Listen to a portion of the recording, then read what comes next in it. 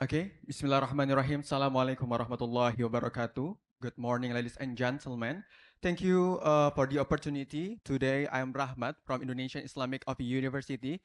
To be glad, I will raise my research presentation. The title is about the relationship between the consumption of calcium channel blocker and the incidence of erythropoietin resistance in a chronic kidney disease patient. So we start from the introduction. And what happened in Indonesia today? Indonesia today from the National Survey of the Health Sector. We called Indonesian SKI, Survei Kesehatan Indonesia 2023, showed to us the non-communicable disease top two ranks on Indonesia are the hypertension and diabetes mellitus. The SKI show the 80 until 85% of the chronic kidney disease patient who have experience with the hypertension. So in the pathologist condition, we, as you can see on the first pager, how the peritubular cell or tissue in the nephron can damage or have injury causes of the both of the disease, hypertension and diabetes mellitus. And from this condition can lead of the decreasing of the erythropoietin. Erythropoietin, one of the hormone that can stimulate of erythropoietin progenitor, erythroid progenitor and the bone marrow, and can mature uh, result to be erythrocyte, mature erythrocyte. Okay. So the clinical manifestation from this damage is the renal anemia.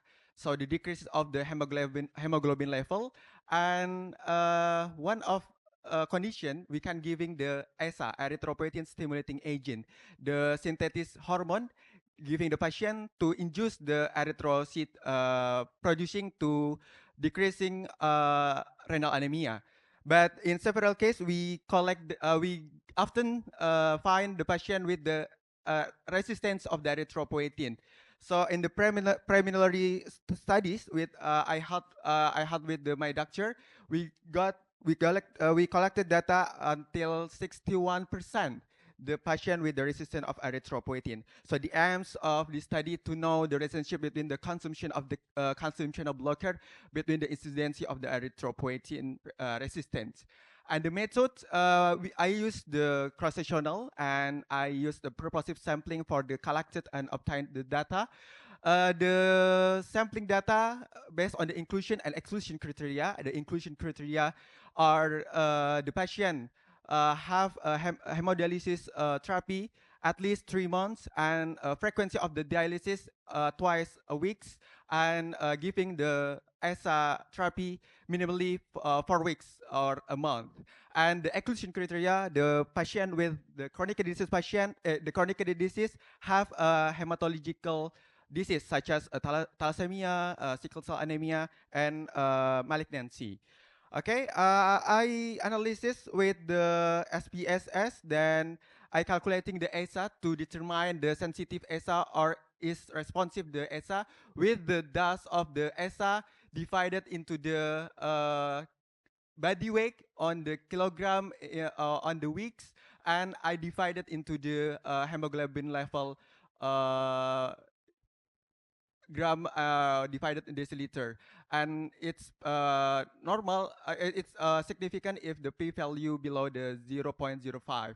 And the result, as you can see on the right, the picture, this is the characteristic on the patient from the age, sex, domicile, and many characteristic on Indonesian people that I show to you the frequency and means from each data characteristic. And the under of the characteristic table on the 150 chronic kidney disease patient that I collected, we got it the diagrams that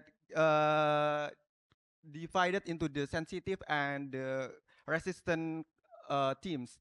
That the right is sensitive and the left is resistant. And the conclusion, what is the conclusion from this research? That the use of the calcium channel blocker is associated with the incidency of the erythropoietin resistance. We got the significant p-value that is CB is known can reduce the blood perfusion to the renal and the bone marrow.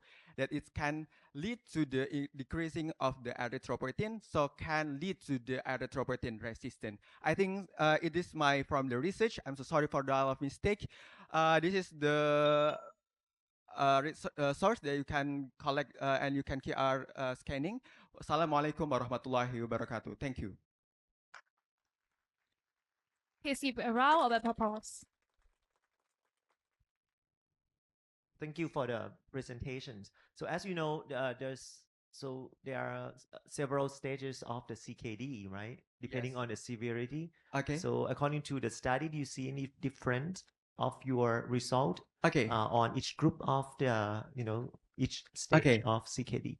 Okay, thank you for your question. From the staging of the chronic kidney disease, I start with the level on. I'm so sorry for the mistake. I till 4 until 5 staging, and from the glomerulus filtration rate is 30 until 15 GFR on the staging 4th and 5 staging, or we can call the and renal staging if the below the 15 value of the glomerulus filtration rate. So just I collect data from this group, the staging 4th staging and the 5 staging of the chronic kidney disease.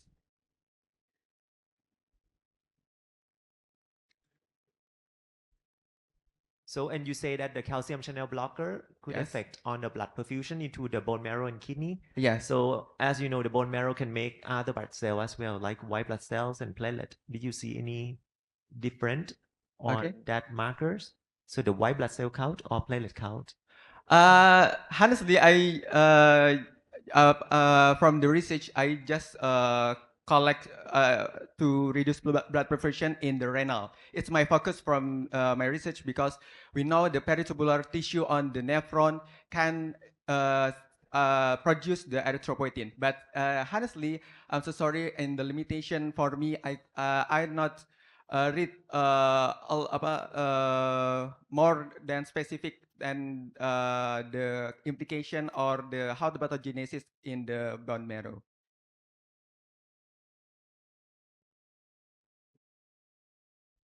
I have one question. Okay. Could you explain a little bit more about the guidelines for treating patients with chronic kidney disease and hypertension using the calcium channel blocker? In Thailand, normally we use the CCB as the second line of hypertension treatment. Is it the same with your country? Indonesian condition? Okay, thank you. For the Indonesia, based on the Indonesian Heart Association 2019, we have a guideline in nationality. First line of the therapeutic of hypertension condition, we can use the calcium channel blocker, such as amlodipine and another kind of the name of the drugs. Or but with the another drugs, we can use the angiotensin converting enzyme and angiotensin receptor blocker. This is three of the mechanism of action antihypertensive drugs that we use, such that you use in first line as a first line therapeutic in Indonesia based on the guideline Indonesian Heart Association 2019. Thank you for your presentation.